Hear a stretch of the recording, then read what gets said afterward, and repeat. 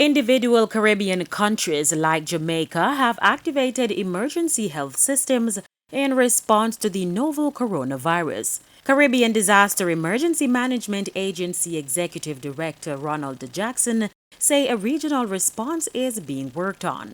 And you look at the Chinese case in particular, where you have what one can say a worst case scenario. If you use that as your sort of your planning benchmark for worst case and come back to your best case, then there are certain areas we would want to be concerned about in terms of our ability to manage a large number of persons who may be socially distanced or quarantined. Let me put it that way.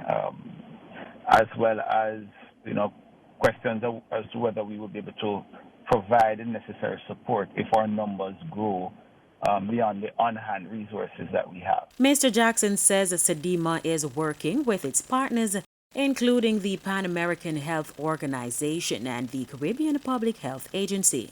There is no specific budget for the new coronavirus, but if needed, donors will be asked to contribute to the Emergency Assistance Fund. But we're waiting on our member states to come back with feedback on the broader whole of government approach in that regard.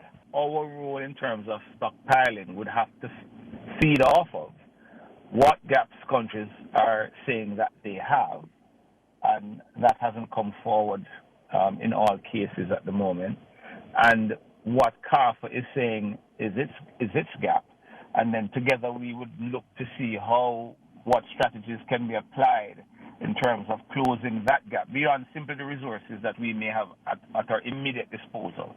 Our news center recently spoke with Mr. Jackson following a webinar hosted by the Caribbean Broadcasting Unit. Carrie Ann Simpson, Frontline News.